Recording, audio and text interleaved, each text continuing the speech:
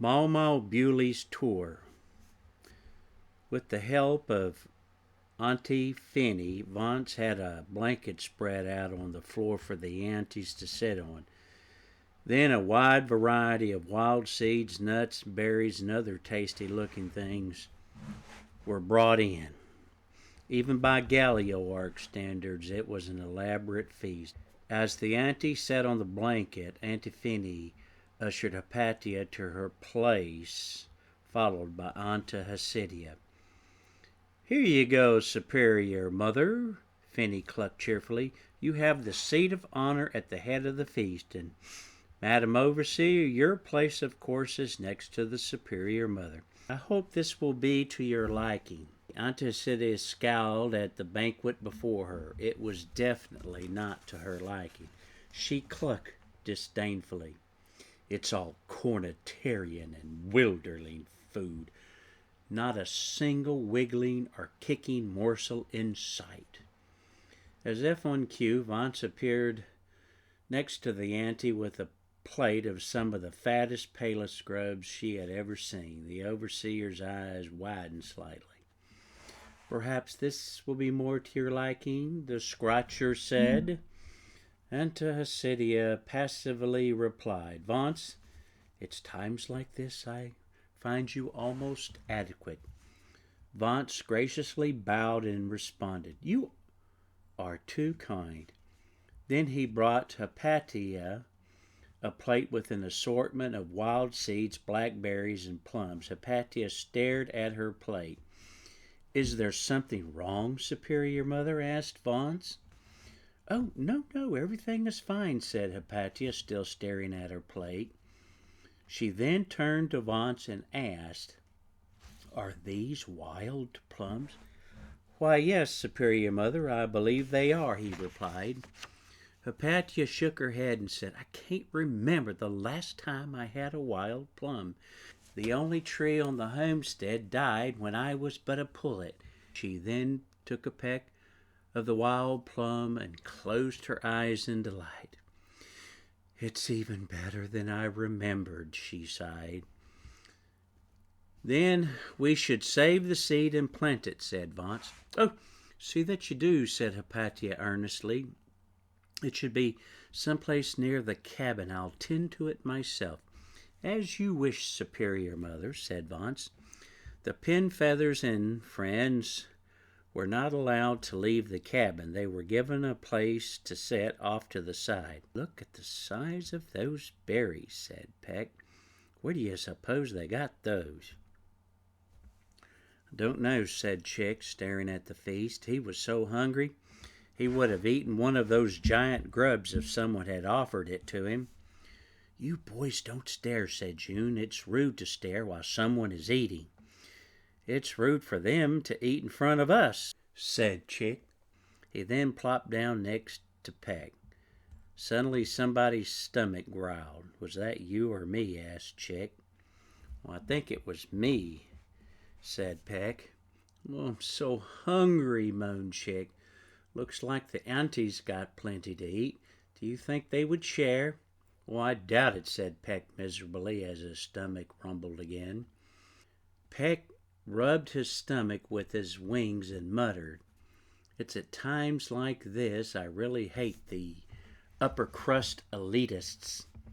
"Me too," said Chick, even though he didn't know what an upper crust elitist was.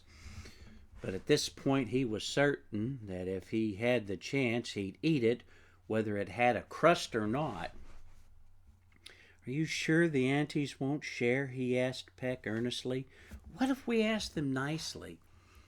Peck shook his head and said, "Aunties aren't known for their generosity." Fiona, who had been listening to the two chicks, said, "'Tis true some of them aunties are stingier, but there been exceptions." "Name one," peeped Peck. Before Fiona could answer, a cheery voice clucked. "Here you go, my dears.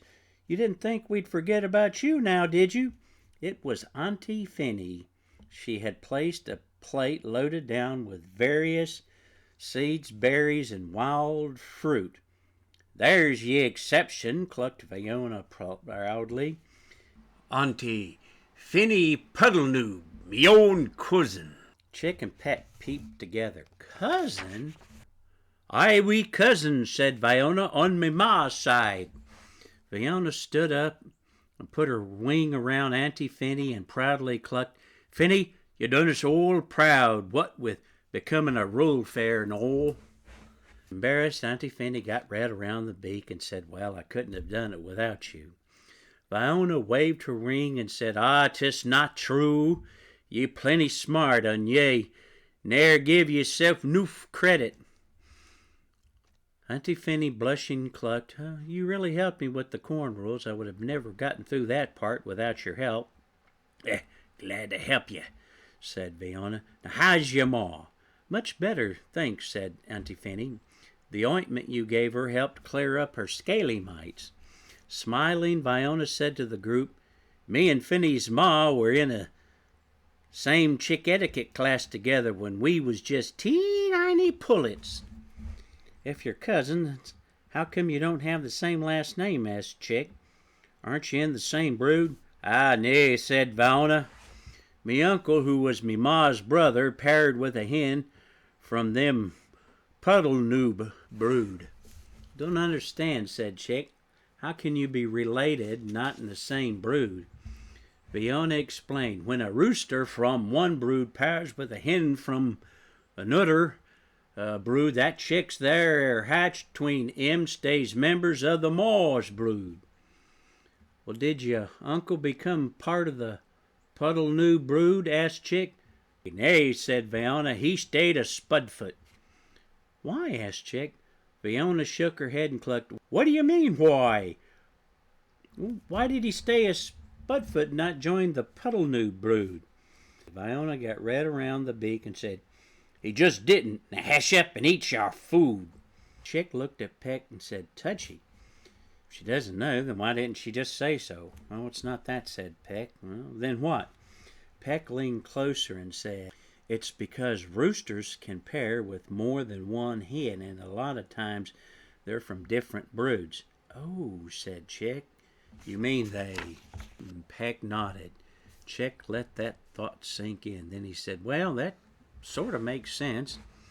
Then he turned to Walter as Walter was taking a bite of a plump blackberry and asked, Dad, how many hens have you paired with? After a good bit of coughing and sputtering, Walter managed to swallow and reply, What did you say? I said, how many hens have you paired with? Walter looked at Fiona and Aunty Finny, who decided to focus their attention on their blackberries. He then looked at June, who just sat there smiling. Then he looked at Chick and said, Oh, well, just the one, your mother. Chick cocked his head to one side and said, Yeah, I thought so. I just wanted to be sure. Smiling in relief, Walter went back to eating. After a brief moment of silence, Chick asked, So, Dad, how many wives can a rooster have? Before Walter could answer, a voice behind them cackled, As many as will tolerate him. 'Tis why some gots none. It was Mamaw Buile. I just want to come by and congratulate Aunty Finny on becoming a Rulfaire. 'Tis high time we had one that was more active. Now the old Rulfaire can retire. Aunty Finny, blushing again, said, Thank you, Aunty Cornknot. Who was the old Rulfaire? Asked Chick. Nunya, said Mamaw Buile. Nunya, peeped Chick. Who's that? Nunya Business, said Mamaw Buile. Chick turned to Peck and asked, Had you ever heard of Nunya Business? When Peck snickered, Chick looked at him and said, What's so funny? Then he got it. Getting red around the beak, Chick sat down. Trying not to look embarrassed, Chick half-heartedly pecked at his helping of blackberries. Mamaw Buile looked their food over and replied, I sees you got some muscadimes. I do loves a good muscadime. Help yourself, said Aunty Finny obligingly. Hey, don't mind if I do, said Mamaw Buile as she selected one. The old hen savored the fruit, taking a tiny peck at a time.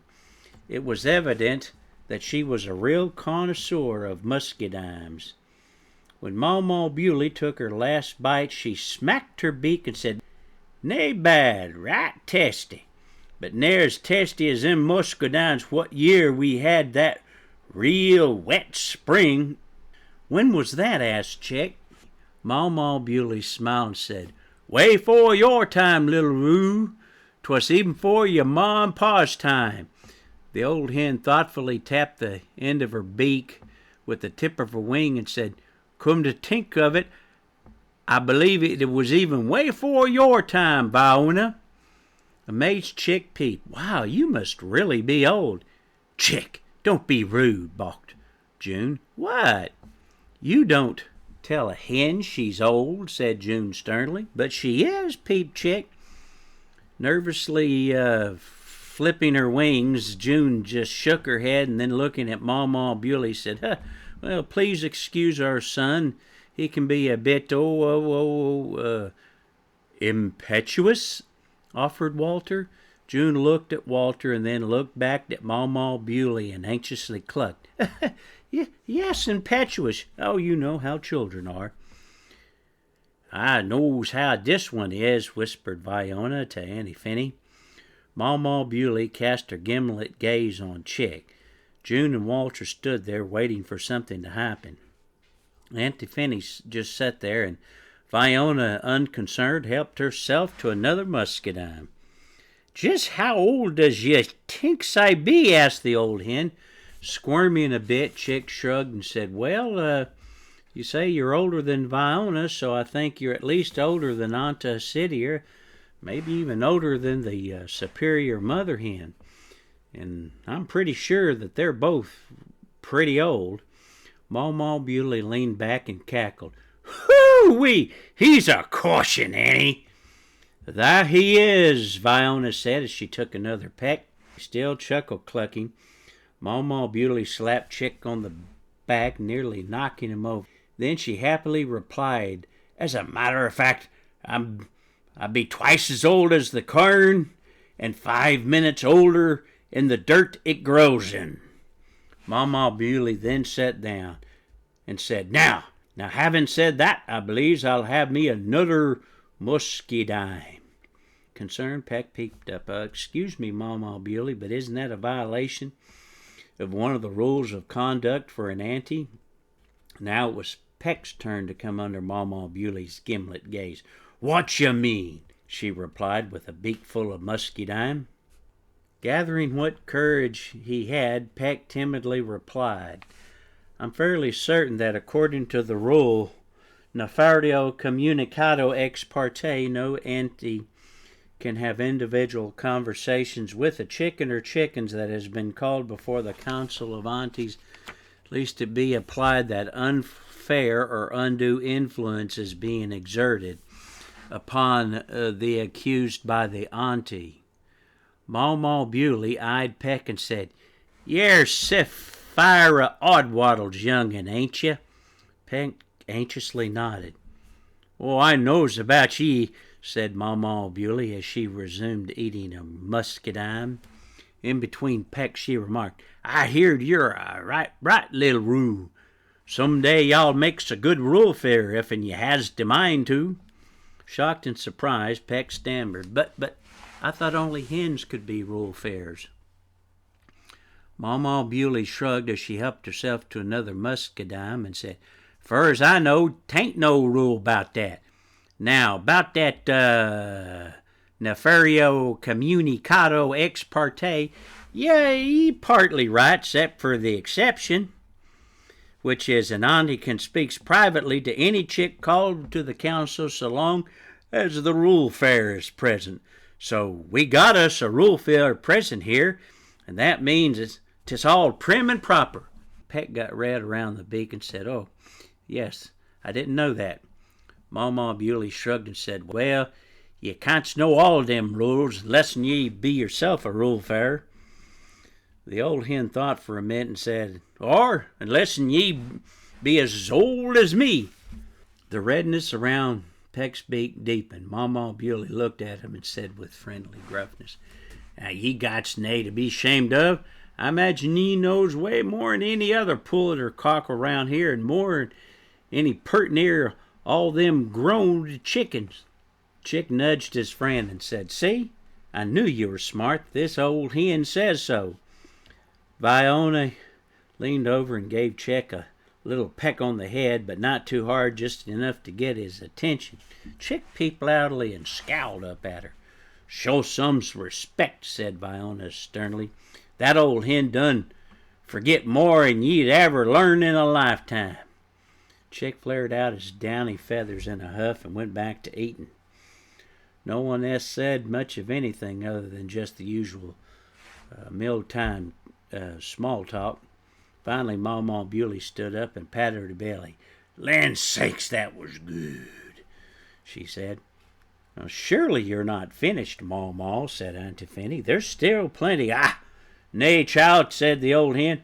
"I be as full as a tick, but don't mind me, and keep on eating. Looks like we still be in recess for a while."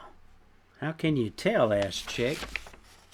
"'Cause I sees me superior mother and her bunch are still stuffing their beaks, and we can't start until they all done get full." Then, turning her attention to Peck and Chick, she said, "But anywho, from the looks here, the two wee rules are done. How would y'all likes for me to shows you all round the cabin?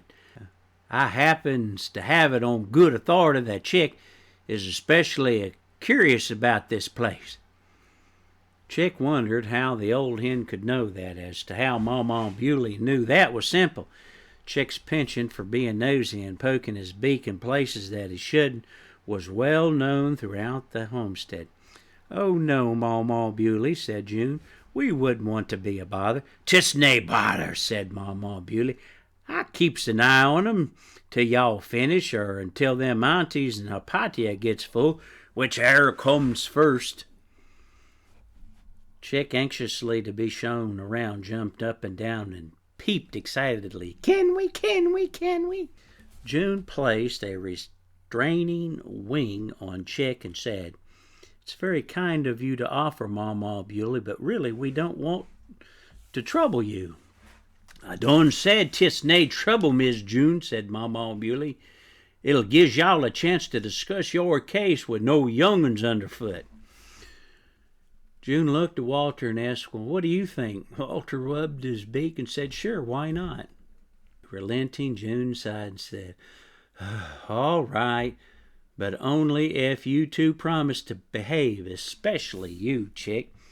Mamaw Buile, answering for the Chicks, piped up, "Ah, ye nah done know y'all worried none about that. I sure them childrens behave." Then she leaned over in the Chicks and sternly added, "'Cause your Mamaw knows how to handle misbehaving young'uns. She surely do." The look in Mamaw Buile's eyes made Chick have second thoughts about going with her. The way she was looking at him reminded Chick of the stories about witch hens casting spells and turning prince cockerels into toads and feeding poison corn to princess pullets. Now, Chick knew that witch hens weren't real, but looking at Mamaw Buile made him wonder. She was rumored to have magical powers. He heard she could make any chicken drop chicken berries just by looking at them. All of this gave Chick pause, but he had a third thought, which was that he really wanted to nose around the cabin and maybe even get a chance to peek in the corn crib where he was sure Aunty Buile was hoarding corn. But was that enough to overcome his apprehension of Mamaw Buile? Then, responding to his own question, Chick had a fourth thought, which was Peck. Chick could tell by the expression on his face he was eager to go. Chick decided if Peck wasn't afraid of Mamaw Buile, then he shouldn't be either. It wasn't that Chick thought of Peck as a wimp, he just didn't want anyone to think that Peck was braver than him. Chick's thoughts were interrupted by a clucking Mamaw Buile. "Y'all's coming or not?" "Oh, I'm coming," peeped Chick as he jumped up, and as the three of them left, June called out, "Behave!" Chick knew her caution was directed at him, but it was Peck that answered back, "Oh, don't worry, we will." Mamaw Buile started their tour by pointing out the obvious features such as the fireplace and the hearth, and then she referred to the fireplace as the high nest and the hearth as the council platform. She explained in the old days the superior mother hen was simply known as Mother Hen, and there was no Council of Aunties to advise her. The mother hen was selected by the flock for her age, wisdom, and common sense. She sat under the large oak tree in front of the cabin to listen to grievances and settle dispute. Over the years, the person of the mother hen gradually evolved into the position of superior mother hen, and the Council of Aunties came along sometime after that. It was during that time that the superior mother hen and the Council of Aunties took over the cabin and made it the official residence of the Galliot court. Mamaw Buile took them around the cabin and showed them various roosting and nesting places of former and current prominent Galliot chickens. Peck was fascinated by all this, but Chick was not. Looking around the cabin was not as interesting as he hoped it would be. All in all, Chick thought the barn was more interesting. It was definitely bigger. Chick could have nosed around the entire cabin in just 5 minutes, 10 if he took his time. The tour drug on because Peck kept asking questions about every nook, cranny, nesting, and roosting place they saw. All Chick got out of the tour was where some old fat rooster used to roost, and where some old dotty hen had nested to hatch out some so-and-so chicks who grew up to be some big upper muckety-muck. The only thing that grabbed his attention was when he saw the animal skull above the entrance to Aunty Hypatia's kindling box. When he asked Mamaw Buile about it, she refused to talk about it. When they came to the old battered dresser in the back of the cabin, Chick cocked his eye up at it and asked, "So what's this thing?" Mamaw Buile turned to Peck and said, "Mr. Peck, can ye answers that?"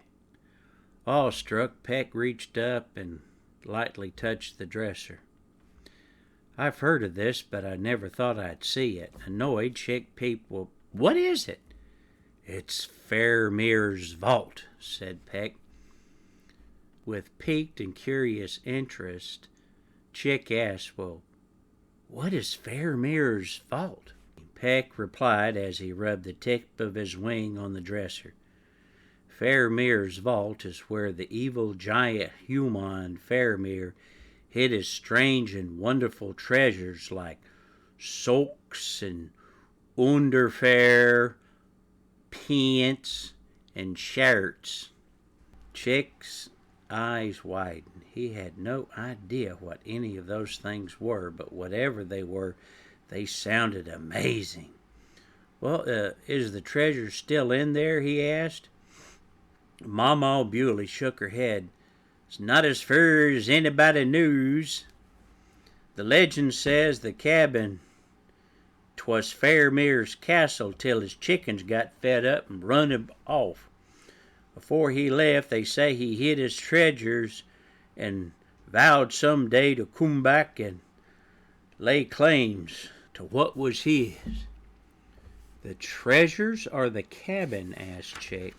Mamaw Buile darkly replied, "Both. Fairmere's return will mark the end o' days." Chick anxiously rubbed his beak, and then he looked at Peck, who stood there nodding his head. It was obvious he knew this story. "Is Fairmere really going to come back?" asked Chick. Mamaw Buile shrugged and said, "Well, who knows?" She then leaned down and motioned for Peck to come closer. When he did, she whispered, "Then again, maybe Fairmere could be just something made up, like witch hens." Standing back, Mamaw Buile added, "Well, that's about it. We're done. We best get back to the udders." And as the old hen turned to leave, Chick peeped out. "Well, what about the corn crib?" Mamaw Buile cocked a gimlet eye at him and said, "Well, what about it?" "Well, can we see the corn crib?" asked Chick. Mamaw Buile crossed her wings in front of her chest and said, "Cheerin's tain't allowed in a corn crib." "Yeah, but you could show us if you really wanted to," said Chick. "And what makes you say that?" asked Mamaw Buile. "'Cause aunties are the boss of us," said Chick, "and since you're the oldest of the aunties, that makes you the boss of them, right?" Mamaw Buile narrowed her eyes at Chick with a most witch hen-like stare. Intimidated, Chick took a step back. Peck, who was also intimidated but summoned up his tiny reserve of courage, and stepped forward. Stuttering and stammering, he said, "Well, I think what Chick meant to say was, as the most senior of all the aunties, surely we could see the corn crib. Well, if we're with you." Mamaw Buile's unrelenting stare made Peck cringe. He stepped back, bumping into Chick, who bumped up against the dresser. Convinced they were going to get a pecking of their lives, they held their breath until Mamaw Buile got her face very close to theirs and whispered, "Well, are you two just gonna sit there all googly-eyed, or are you gonna help poor old Mamaw open this thing?" Both Chicks breathed a sigh of relief. Then Chick asked, "Well, what do you want us to do?" Mamaw Buile replied while pointing to the brass drawer pull, "Grabs that thing there, and you, Peck, you grabs the other one." Chick and Peck each wrapped their wings around a drawer pull. "All righty," said Mamaw Buile. "When I tells you, you pulls with all you got. Ready? Pull!" Chick and Peck, both straining and grunting, managed to pull the drawer open just a bit. Tired but eager to see what was inside, they both fluttered on top of the drawer and peered in, but couldn't see much. "Ya gots to open it more if'n you wants to get inside," said Mamaw Buile. She then told Chick and Peck to get on top of the drawer and put their backs against the dresser and push the drawer out with their feet. Not sure what this had to do with going to see the corn crib, Chick and Peck did as they were told, and when the drawer was opened wide enough, Peck and Chick lost their balance and fell inside. Stunned but unhurt, they looked around. Even though Mamaw Buile said there was no treasure, Chick still was expecting to find something. However, much to his disappointment, he saw nothing but dust and bits of yellow paper. "Well, this is certainly a letdown," said Chick. "How do you suppose we get to the corn?" Peck shrugged, and suddenly, with surprising agility, Mamaw Buile fluttered up and landed in the drawer. She then went to the back of the drawer where there was a wooden wheel with a crank on it. Mamaw Buile grabbed it with her foot and started to turn it, causing the drawer to close, and then when she was finished, Chick saw there was enough light that came in through the cracks that he could see around him, but just barely. "Well, this doesn't look like a corn crib to me," he said. "Oh, I bet it's a secret passage," said Peck. "Aunty Hypatia has mid-hens guarding the corn crib. We can't very well go in through the front door." The two Chicks watched as Mamaw Buile stepped to the back of the drawer and began clucking to herself. Chick and Peck eagerly clustered around Mamaw Buile to see what would happen. Finally, the old hen muttered, "Ah, there it is." She pecked at something on the floor, and a panel slid open to reveal a passageway. Peck, being closer to the opening, peered inside. "What do you see?" asked Chick. "Not much," said Peck. "It's a hole that kind of goes down at an angle." Chick came over to look and saw it was dark. Chick did not like the dark. "Stand aside," clucked Mamaw Buile as she brushed past. "Old hens first. Chicks'll foller." Chick and Peq watched the old hen bustle down the hole. There wasn't enough light to see very far into the hole.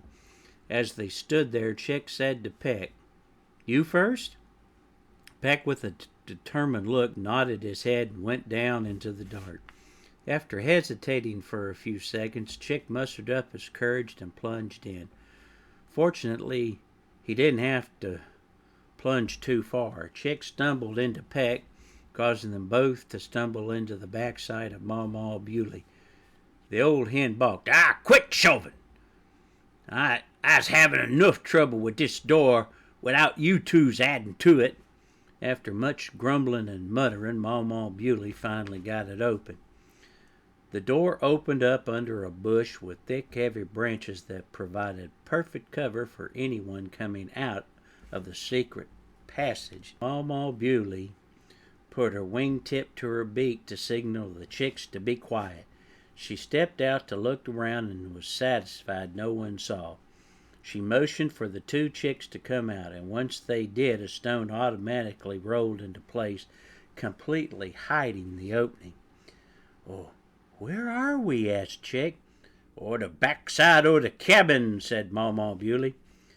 "I thought we were going to the corn crib," said Chick. "I couldn't very well take you two out the front door," peeked the old hen. "Not with that mob still milling about." "Oh, well, how do we get back in?" "Well, now, that's the trick, ain't it?" said Mamaw Buile. "Some things little chicks don't needs to know, 'cause we don't needs 'em coming back and nosing around." "Does the superior mother hen use this passage?" asked Peq. "Oh, not likely," clucked old Mamaw Buile.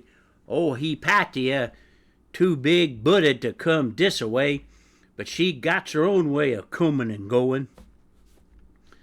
"Does Aunt Acedia know about this secret passage?" asked Chick. "Don't ya worry none about old Acedia," bristled Mamaw Buile. "She's plenty good at looking out for herself. Now come on, let's get a move on." Mamaw Buile shooed Chick and Peq along, and just as they both fluttered out from under the brush, a shrill hen's voice was heard screaming, "Pecan Wallington Oddwaddle!" Peq tried to duck back under the bush, but it was too late. He had been spotted. "I see you!" shrieked Peck's mother. "Don't you dare run from me!"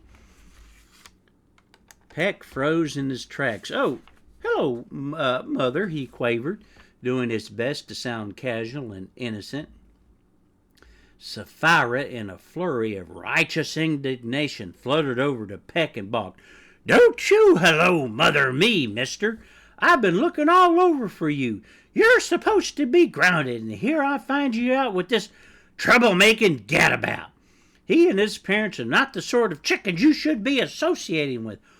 When I get you home, I'm going to—" Sapphira Oddwaddle's tirade was cut short when Mamaw Buile came up behind her and asked, "There a problem 'ere?" Not recognizing the old hen's voice, Sapphira abruptly turned and prepared to give whoever was there the pecking of their life for daring to interrupt her. But when she saw who it was, she was so startled she almost made chicken berries on the spot. "Aunty Cornknot," she gasped. "I'm sorry, I didn't realize it was you."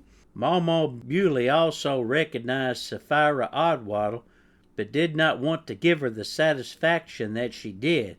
Instead, she feigned ignorance and replied in a tone hard enough to cut granite, "Are these your cheerin's?" "Well, this one is, but not that one," said Sapphira hastily. Differentiating between Chick and Peq, she said, "That one comes from a bad egg, and is nothing but trouble." "Oh, is he now?" replied Mamaw Buile. "Oh, yes," replied Sapphira earnestly. "But my Peq, he's a good chick. He just has bad judgment. He makes friends with the wrong sort." "At a fact," said Mamaw Buile. Oh, yes," said Sapphira, "but not to worry. I'm going to set him straight, even if I have to peck the bad judgment out of him." Sapphira reached for Peck to usher him away, but was stopped by Mamaw Buile. "Now hold on there," said the old hen in a tone that suggested that if Sapphira knew what was good for her, she would stop and listen or suffer the consequences. "If you don't mind me asking, how many childrens you got?" Surprised at the old hen's directness, Sapphira stammered, "Oh, well, I have two, a cockerel and a pullet." "I thought so," said Mamaw Buile. "Gal, take it from an old hen that has raised her share of chicks, even though me egg-bearing days are long gone. I just knows a thing or two, and I knows a good young'un when I sees un. Your Peck is a good wee Roo, as I'd e'er seen, and he has potential." "He does," replied Sapphira incredulously. Mamaw Buile nodded and emphatically replied, "Indeed I do, and this one here, I know he's a wingful, but him's got potential too." "He does," said Sapphira, sounding even more incredulously. Chick smiled smugly and stuck out his tongue, but yeeped when Mamaw Buile discreetly kicked him from behind with her foot. "He just needs a firm wing, that's all." Sapphira, who was not entirely convinced, protested, "Yes, I suppose I can see what you're saying, but I'm afraid Peck needs to come with me. He's been very disobedient by sneaking out, and he needs to be disciplined." "Oh, I understands perfectly," said Mamaw Buile. "And what better way to punish him by making him spend the day helping an old hen?" "You mean you want Peck to help you?" asked Sapphira, who still had one lingering doubt, desperately trying to hang on. Making herself looking even more old and infirm, Mamaw Buile gave a theatrical cough and wheezed. "I do. I'd be so much obliged if he could." "You would?" said Sapphira, as that last long, lingering doubt finally fell away. The wheels turned in her mind. Being closely associated with someone like Aunty Cornknot could definitely up her place in the pecking order. This could possibly ensure that she'd get that place in the barn loft. She then turned to her son and said, "I think Aunty Cornknot has a point. Peck, you will stay with her for the rest of the day and help her in any way she needs." Peck started to say something, but Sapphira held up her wing and cut him off. "Now, don't argue," she said. "This is my final word, and I just hope that being with someone as distinguished as Aunty Cornknot would teach you to be more socially aware." Sapphira fluffed out her feathers in excitement and trilled, "Oh, this is so wonderful, my child assisting an auntie, and that auntie, Aunty Cornknot. Oh, wait until the girls at the dust bath hear about this. They're going to be so jealous, especially that stuck-up Vanilla Whittlefoot." She then turned to Mamaw Buile and said, "I just need a moment to speak with Peck." Not waiting for a reply, and with a simpering smile, Sapphira roughly ushered Peck off to the side. She then leaned down and whispered harshly, "Now you listen to me, Pecan Wallington Oddwaddle. This is an opportunity that does not often come along. Do you understand?" Not looking at his mother, Peck quietly replied, "Yes, ma'am." "Well, I hope so," replied Sapphira earnestly, "because we have a real chance here, a real chance to move up, and don't you dare ruin this for me, understand?" When Peck did not immediately reply, she poked him with her beak and repeated, "Do you understand?" Having been thoroughly cowed, Peck winced and nodded his head. "Well, you better," rasped his mother, "because if you ruin this with your profane talk, so help me, Holy Mother, I'll—" Just then Sapphira was interrupted by Mamaw Buile, who'd stepped up behind her unnoticed. "Is our thing all right?" she asked. Sapphira stammered, "Why, yes it is. Thank you for asking. I was... Sapphira's words wilted away under the withering gaze of Mamaw Buile. The old hen looked at Peck and asked, "You uns okay?" Not looking up, Peck nodded. Mamaw Buile, reaching past Sapphira with her wing, she remarked with a prickly tenderness, "Well, come on, we tain't got all day." As they started to leave, Sapphira fluttered up to Mamaw Buile and said, "Before you go, Aunty Cornknot, I was wondering if you would be free for some evening for a little get-together." The old hen did not respond. She just stood there.